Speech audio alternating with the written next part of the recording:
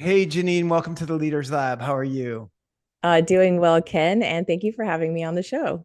Of course, I've heard you on several other podcasts, so I got to hear a bit of your story, but our audience probably hasn't. So, can you give us, your backstory, like where you grew up, what life was like, and some of those tidbits? Sure.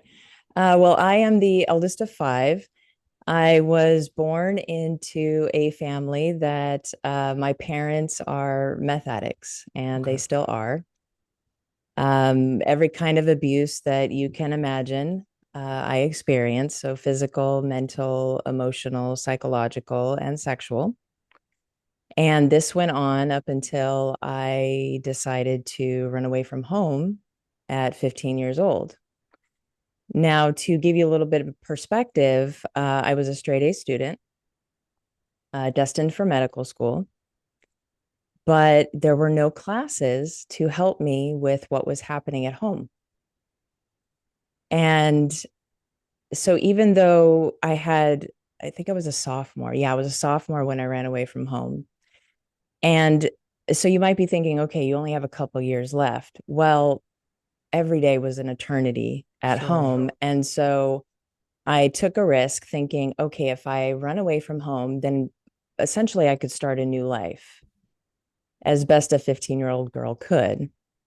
But what ended up happening was I hitchhiked from Mountain View, California down to Riverside, California. And that's actually where I was born, was Riverside, California. Now, of course, hitchhiking as a 15-year-old girl, that of course was a traumatic event as well. Sure. But I learned how to live homeless. And I met a lot of cool people, mainly Vietnam vets, and many of them chose to live homeless. Now, at that point, I had no idea what post traumatic stress syndrome was or post traumatic stress disorder, but they did. And so they recognized it within me. And so, obviously, I made friends. They took me under their wing. I lived with a bunch of them in what we called the jungle, which was, basically just a nature based environment where everyone lived homeless. This is all down in Riverside at that point? No, so I had run away from Riverside, but ended up in Santa Barbara. Okay. Yeah. So, and this is where, I had spent most of my time as a runaway. And that's actually where I met my first husband. Now, he was 17 years my senior. So I run away from home, trying to start a new life, meet a man 17 years my senior, and the first thing he says is, I love you. Now, coming from an environment where I'm not experiencing love, that is the only thing that I want to hear. Right. Now, the age difference alone is a super red flag of daddy issues, obviously. I'm 15, he's 32, but I don't know any of this, right? And what I want listeners to understand is while the intention was very pure to start a new life and to get away from that cycle of dysfunction, until I had dealt with the reason why I was running away from home and until I dealt with all of those issues, all I knew was dysfunction and abuse. Sure. So I naturally was attracted to and was attracting into my life the exact same thing. And so I ended up having two children with him, got married when I was 17. And unfortunately, the same pattern happened to my children. And then, of course, that whole pattern repeated. So at the age of 25, once I realized that my children were then being abused psychologically, sexually, physically, etc., I really started questioning how did this happen? Because I left home, I ended up in a similar situation, and now my children are ending up in a situation. And how do I stop this cycle? And so I picked up a book. It was by Stephen Covey, Seven Habits of Highly Effective People. Great book. Yes. And the two words that stuck out for me were self-mastery. Never heard a word like this before. And interdependence. And after reading this book, I knew I needed something different. Something had to change. And it was enough of an inspiration to figure out yet again how to run away.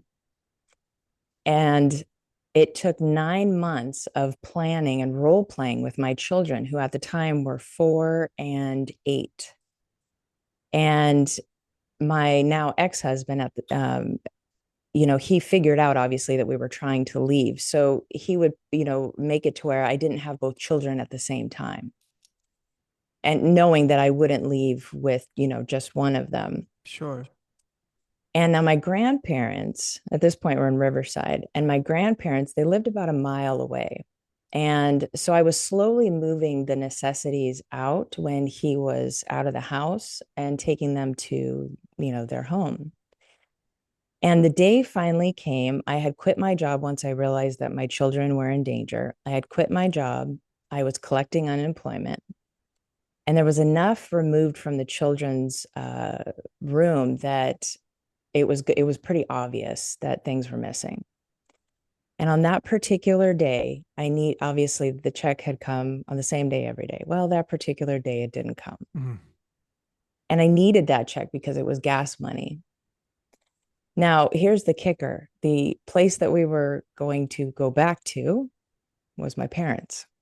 At that point, they were on a clean streak. And this was the lesser of two evils for the situation. Do I stay here? Do I go back home? I'm not quite sure, as I'm telling you this, why my grandparents weren't an option. I think it's because they were so close to where he was. Mm-hmm. So it didn't feel safe. So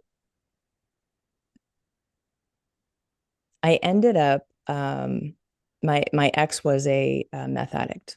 And so throughout that relationship, he was continually putting meth inside my drinks. So I was ending up high against my will.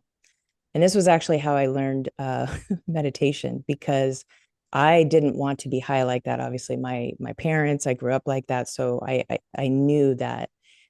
And so when I would end up intoxicated against my will, I would close my eyes and I would focus all of my energy on the opposite quality of what I was experiencing.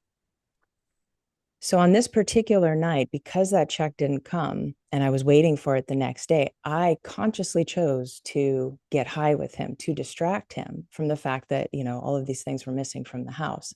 I had the girls sleeping on the couch by the front door. They had their shoes on. He kept taking them off. And I thought, okay, worst case, we're going to, leave without without any shoes. And so the next morning, he's all paranoid, which was normal, on meth. And we were late on a car payment. So he said, hey, you got to go move the van. Somebody's going to come and repo it. So I go and I move the van. Now, at this point, my children are asleep on the couch. As soon as I pull the van into the driveway, and we live in a cul-de-sac, so it's one way in, one way out, both children are downstairs crying. And I said, what's the matter? And they said, Daddy hit us. And all of a sudden, I knew this is the moment. I have to go no matter what. Check isn't there. I have no idea what I'm going to do. But that was the moment. So I looked at my eldest, and they both got in the car. And I said, no matter what you see, no matter what you hear, you cannot open this door unless it's me or the police. So I left the van running, locked them into the van. I ran upstairs because there were 2 backpacks by the front door that I needed, that had, all of the rest of the things we need, Social Security, birth certificates, etc. And as I ran upstairs to grab that, there he is standing in front of the door. And he said, what are you doing? And I don't know what came over me, but I said, oh, I'm going to take the kids to a friend's house, and then we're going to party all day. It's going to be great. And he goes, great, I'll go with you. And I said, okay. And I noticed he didn't have shoes on. I said, okay, well, go get your shoes. So he ran to the back of the apartment, grabbed his shoes. I grabbed the backpacks. I ran so fast down the stairs that I fell. And so my eldest daughter saw me fall down the stairs, and I'm giving her the signal to, unlock the van. So she unlocks the van. I jump in, pull it in reverse. I call Grandpa, and I tell him, Grandpa, I'm pretty sure that he can run a 7.5 to 8 minute mile. So I've got that much time to get to your house, load up. I have no cash, and I got to make it to Mom and Dad's. And he said, okay, we'll help you. So I got there, we loaded up the van. He handed me $60, which was just enough for gas money to drive from where we were back up north. Oh my gosh. Yeah, and it was really intense. Now here's the interesting part, and I think this is important, especially for people who've experienced trauma, and that is I drove around for an hour wondering who's going to take care of this man now that I'm leaving. Right. Because what you experience when you're living in trauma, it does something to your mind and your brain, right? So, unless you've experienced it, you don't understand it. But this is actually a normal experience. So that's the most intense part of the trauma, that I experienced. And so then I, essentially began a new life. I started my career, at Goodbye Tension, which is my practice now, got my kids into therapy. I started therapy, and the sole purpose was we need to stop this cycle because if it already traveled. And as I looked back into my familial line, there's already abuse, sexual abuse, incest, drug use. It's all there. Right. So it very easily will travel unless somebody is brave enough to call it out and say, hey, why are we not looking at this directly? Right. Right. Was Yeah. there so I got a bunch of questions around this. Yeah. So first of all, did he chase after you guys? I'm just curious. Like did he run I that have 7.5 years? no idea. Okay. We were out of there in time. My grandparents said, hey, we'll call the police, let us handle it. And I was afraid for their life because he was a violent man. So I have no idea. Did the kids you said they were 4 and 8 at the time, right? So Right. did they understand that he was a bad guy, or like how did they The eldest conceptualize knew that? because she started saying daddy's a bad daddy. Yeah. The youngest did not understand. So all the role playing we did for 9 months, she just thought we were playing a game. Sure. It's like So every a time, it's like an earthquake drill or something, right? I right. mean, And so yeah. our code word was blueberries. So every time, mom said the word blueberries, we would role play, and so that was what she understood. And fortunately, she doesn't have any memories of abuse, Oh wow. not from When you him. when you get up north, you're back to your parents' house. Right. Did you have any communication with them? I've got to guess. So what, 10 years had gone by roughly, right? Right. Yeah. So what was your relationship with them when you showed back up there? You said they were on a clean streak. Did that stick? And like, what was that environment like coming back into it? You know, for the most part, it was actually okay. There was still the dysfunctional patterns. There was still the emotional abuse, psychological abuse, but there wasn't the drug use and there wasn't the sexual abuse happening. But of course, I kept my children very, close to me. And my intention was, stay there and figure out how to get out quickly. Right. So it took me, I think it took me about 12 months to get back on my feet because I started a whole new career and then I was finally able to get my own place. How did you go from being in the middle of, you said you were born into meth use. Does that literally mean that like when you were born, they were both meth addicts? Or I mean, like you Yeah. remember it like your whole childhood, it's never been Yeah. any different? Right. So how did you go from that environment to the environment of, again, maybe meeting some more caring people or friends or whatever, but still dealing with PTSD and their own addictions and stuff like that? How did you go from all of that to, it seems like there's like a jump from you're a victim and you immediately go from being a victim to someone that can contribute and help others through your Mm. own practice, right? It doesn't Right. seem like there, um, and I know that we can heal through helping others for sure, but do you know what I mean? Like Yeah. that seems like a Yeah. quick No, I'll flip. share about that. Yeah, So my intention actually was not, I never had the intention to be where I am today. sure. So when I moved back with my parents, I started massage school. And mainly because I wanted a profession where I could take my children to school and choose my own hours. I had a marketing background before, so I already knew that I could create my own practice and market myself. So that part was easy. And I had never had a massage before. And my options were massage school or mechanic. I actually really wanted to be a mechanic because I loved working on engines, but then I also loved how my hands looked. So yeah, I Right. chose the other one. So I went to massage school, and as I was receiving massages, that's when all of the trauma started coming to the surface, and I started having memories. So now here I am, I'm building my own practice. I'm now offering massage to others, and people are naturally starting to have emotional releases on the table. They're talking about their trauma, and I'm in the position of holding sacred space. And I'm questioning every moment, who am I to even be in this position? I can't even help myself yet. Yeah. And so I continued to question it. But every client was having this experience. So I started educating myself. So I was in therapy, but I was also, taking different classes and certifications on how do I support people when they have these things that are coming up. So now here I am, 22 years later, it shifted from massage and then realizing massage is great, but I wanted something that was a bit more conscious. And so I shifted from that to a modality called push therapy, which, dealt with more of chronic passive tension, where the client stays awake and conscious during the session. And we work on how they're using their body, things like that. Um, then I, got certified in Psych K, which is subconscious reprogramming for people's, subconscious beliefs. Then that evolved into the Ayurvedic medicine, which is, what I'm a doctor in now. And then my specialty is the mind. Now, throughout this whole journey of 22 years, I'm continually working on myself. Right.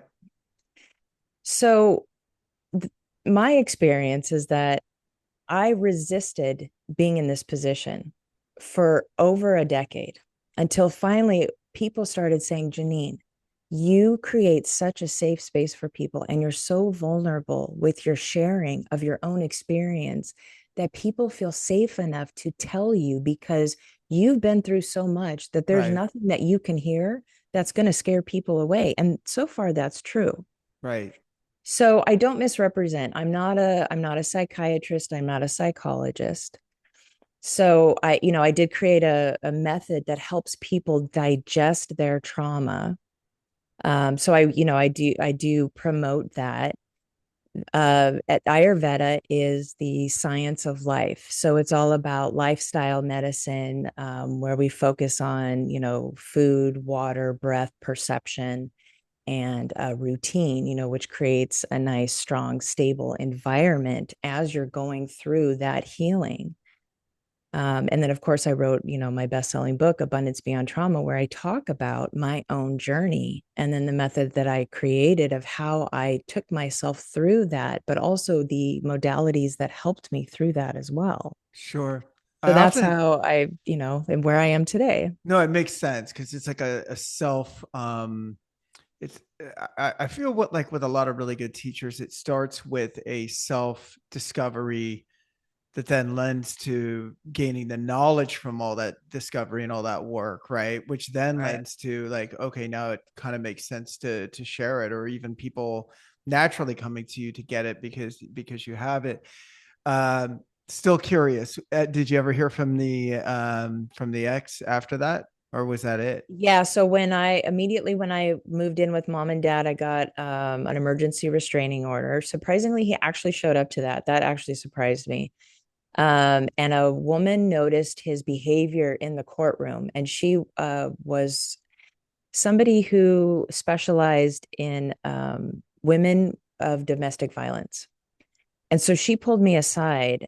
She took me out of the courtroom and she said, "Hey, what he's doing is actually a violation. And we can tell you've been abused just by the way he's dealing with you." And so she talked to the bailiff, had him separated because he was trying to talk to me and I was really scared. And it was because of all of that that it was actually very easy to get the restraining order. He did get rights as far as visitation, but he never exercised them. So eventually he did lose his rights. And yeah, and then that was it. And if you don't mind me asking, how are the kids? Oh, they're not kids now. They're probably late No, no, they're 20s. they're grown and Yeah. married, and I'm a grandmother of five now. Wow, that's Yeah. amazing. So they did well. I mean, they got through Yeah. their own trauma okay? Yeah, I mean, just so listeners understand, you learn to relate differently with your trauma, right? So that it's not something that's always right there in front of you, but Sure. it is something that you do need to stay aware of, right? Because you can easily slip back into what is familiar. Right. So in my case, if the first 25 years of my life is severe trauma, I continually have to stay aware because I did end up in yet another dysfunctional and abusive relationship after that. And so, and again, if that's all you know, that's all you know. So, unless you're willing to continually do the work, you will end up in those situations, Yeah. I think it's right? like this level that of I don't want to say consciousness, but kind of. I mean, I guess It just is. oh yeah, just being It is. aware all the time of like, oh, why am I doing this? Because it feels natural at a certain point. Oh, Right. I'm attracted to this guy or I'm attracted to this girl, and then okay, why? I mean, you know what I mean? Right. At some point, and even after having been through that, it does make sense. I'm curious. You said at some point that along the way you had like studied marketing, just as an example. And I'm Mm. thinking like, where did you find time to even study? It sounds like you were kind of a I don't know, growth oriented person or information seeker, maybe your whole life, because you went from 15 of being on the road, living on the road, living homeless, marrying this guy at 17. You've got kids by when? 1920, something like that. No, I gave birth right after I turned 17. Okay. And then And so again at like I'm like, when did you have the time, 20. resources, whatever to Well, study anything? And like, did you finish school formally or what? right. So, well, I ran away at 15. The marketing actually came. So I started out as a telemarketer. So I learned through experience and became a VP of marketing just through the experience of working through that company. Oh wow. Yeah. So that was all experiential. Never went to school for it. I did eventually get my GED. I did take a few community college courses. The massage course was, what do they call that? I don't even know what kind of school that was, but Oh, like vocational or it's something. vocational, Yeah. right? Yeah. And then as far as my Doctor of Ayurveda certification, that is specific for Ayurvedic medicine. So that was a 10-year journey. But yes, to answer your question, I am always learning. Right. It's something that I'm always passionate about. So if there's something I don't know, I want to go and learn it. Or if Before, there's some sort of flaw or character defect that I have, I'm like, okay, now how do I change this? right. What about, so you're caught in this, epicenter of addiction. You've got it from birth. It continues as you move out of the house. What about yourself? Like, did you get wrapped into addiction ever, or was it something you were able to kind of avoid along this journey? While I did have drug use, I Mm-hmm. never was addicted. However, I have noticed that my addictive behavior leans more towards health. Right. So, which makes sense, right? Because it's been so far, what I grew up with was on the other side. So, what I've learned is I go to extremes. So, I've gone on the other side of the extreme in health. And so now I've had to come back to find my center. I get it.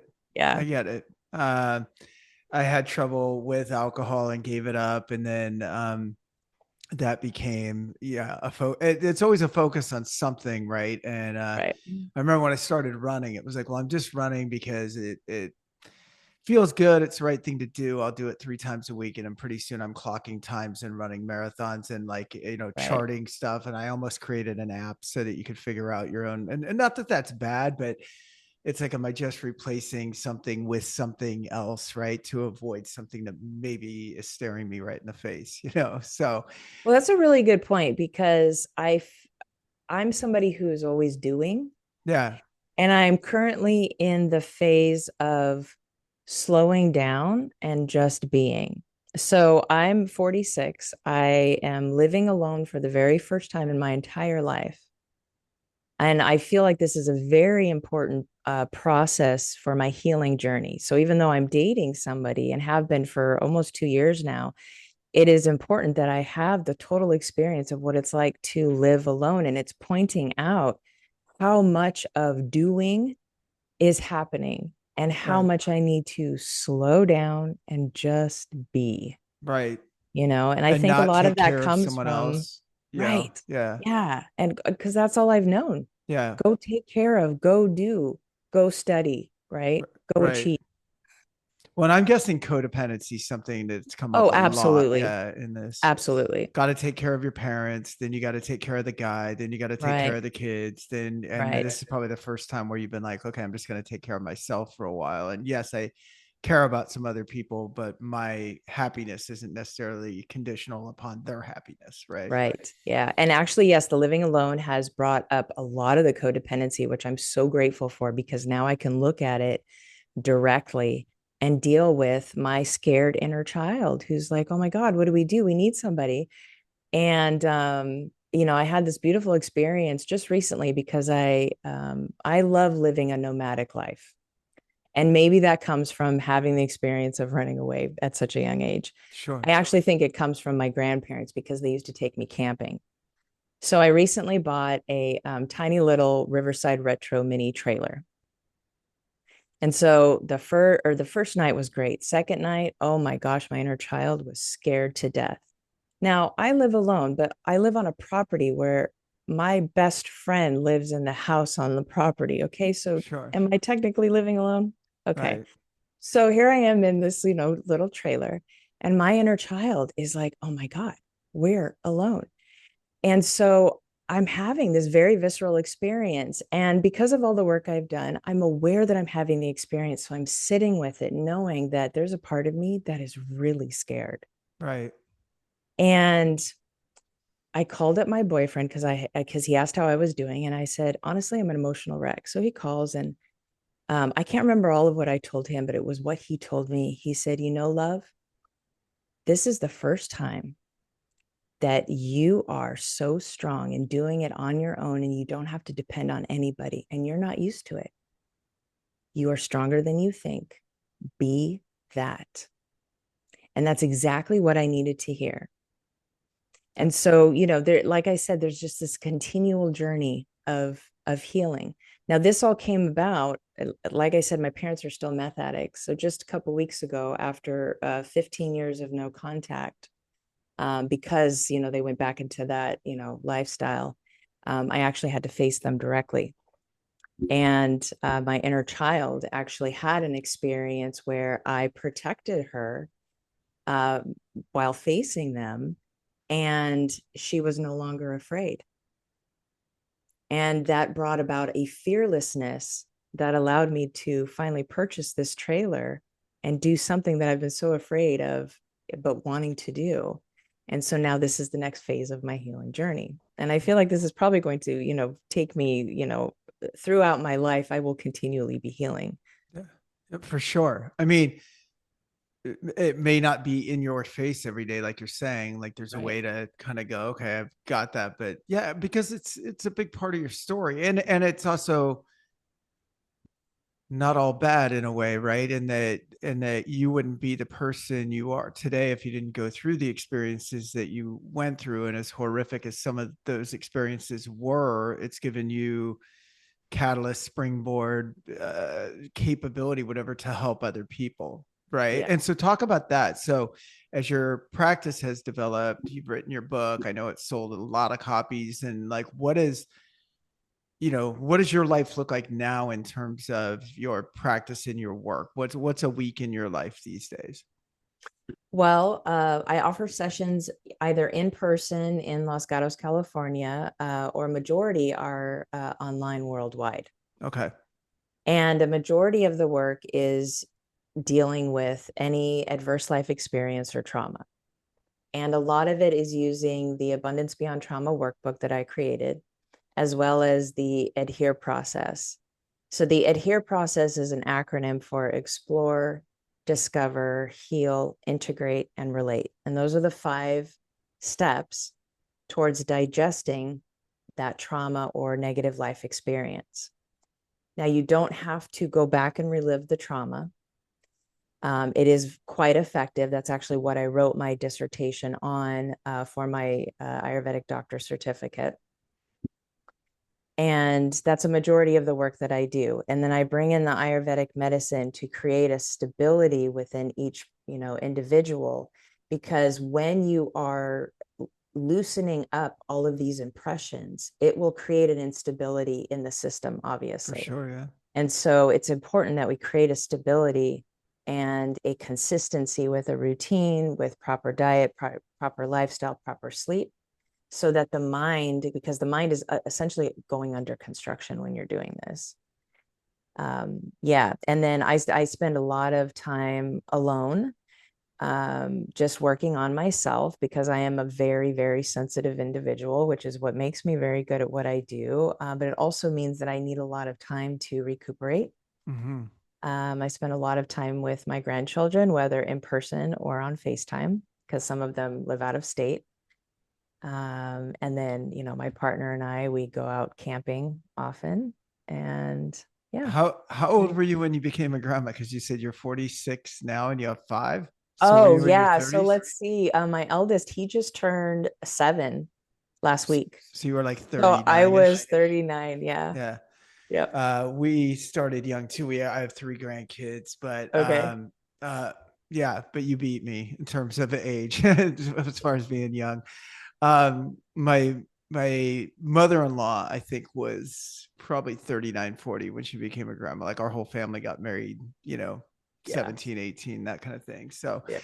very cool. Well, and in terms of your client base, is it mixed? Is it usually, are you getting referrals from people that have had, is it major trauma usually, or is it, what does that look like? What does a Oh, client look like for it you? could be anything from a severe trauma Yeah. to, somebody saying, "Hey, I keep trying to move forward in my life and I don't understand why I am continually stuck."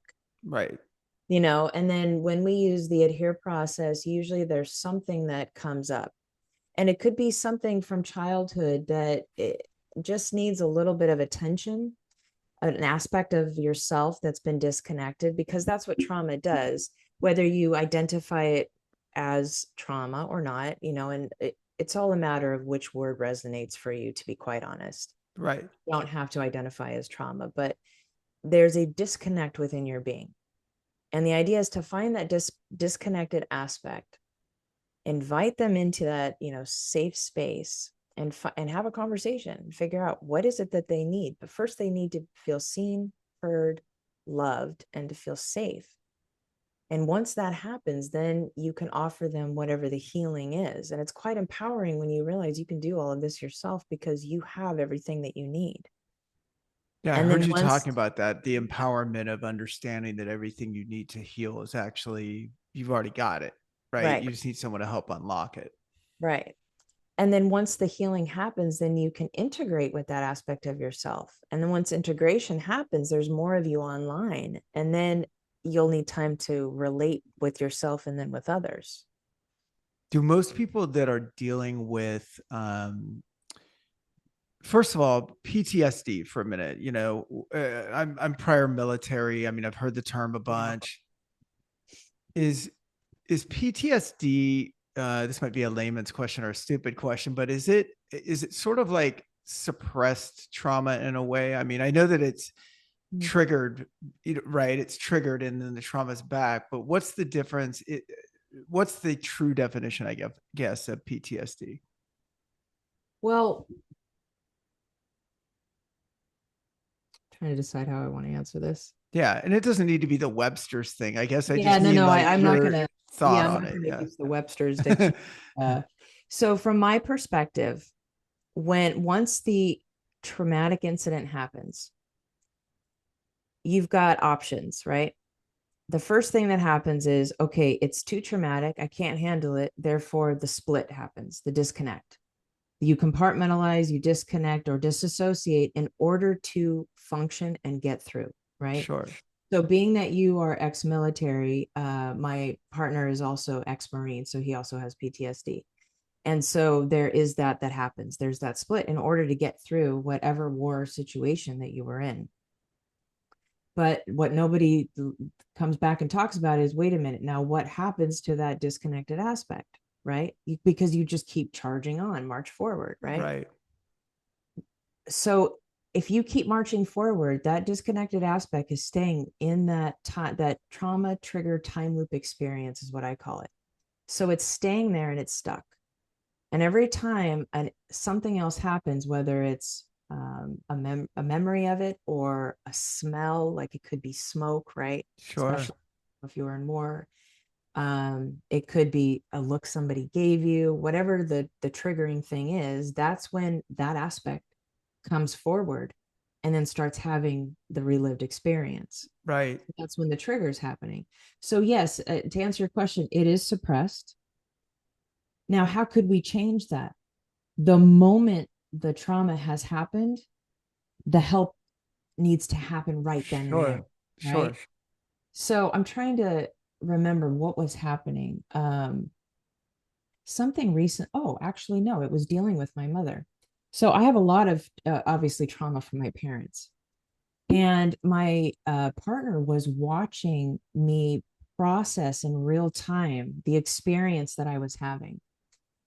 And he said, you know, what's fascinating is that you're doing this the right way. This is why you're not going to have PTSD from dealing with your mom right now, because you're dealing with it in real time Sure. versus setting it aside and saying, hey, no, I'm going to set it aside. I'll deal with it at another time. That pushes it down into the subconscious. And then eventually it will come up and get triggered. Right. Right. So yes, it is suppressed. It will get, activated or triggered by something until we are courageous enough and have a good enough support system to look at it. And it's scary, right? No, You don't want to relive it at all. And so that's what prevents us from looking at it is, oh my God, am I going to have to relive that? Because right. that's what a trigger is. You are continually reliving it. Right. So it's avoid, avoid, avoid a lot of times. And then I've also what I saw with a lot of guys in the military, especially that were in it. I mean, in the thick of things, is you see guys like re-upping and doing another term for the same thing, and now they're stacking. Yeah. They're stacking suppressed trauma on top of each other, right?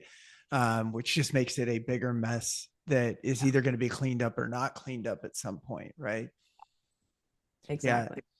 Well, I'm so glad to hear you're okay. I mean, I know I just met you, but like that is such a tough I mean, it's a victory obviously in your life, the way that you've lived it and now been able to spin it and help others. But it's so tough to imagine. And you and I, right before we hit record, I was saying you probably are wondering why I'm bringing you on a leadership podcast, and it's like because these are you're a leader. I mean, these are traits of dealing with our past, dealing with our trauma, dealing with where we're vulnerable, where we're exposed, holding space for others.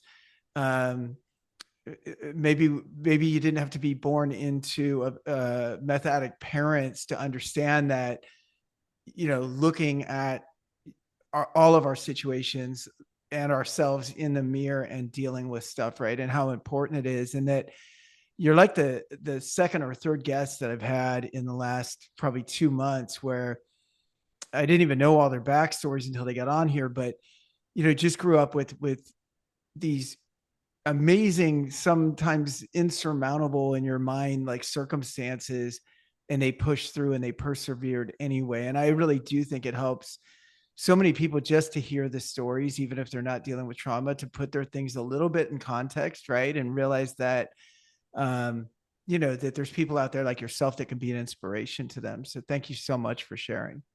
Yeah, thank you. And also, I think it's important not to compare. I know I've had a few clients who have actually said, I was afraid to tell you this because everything that you've been through, I thought maybe you would think this was silly. Sure. Nothing silly.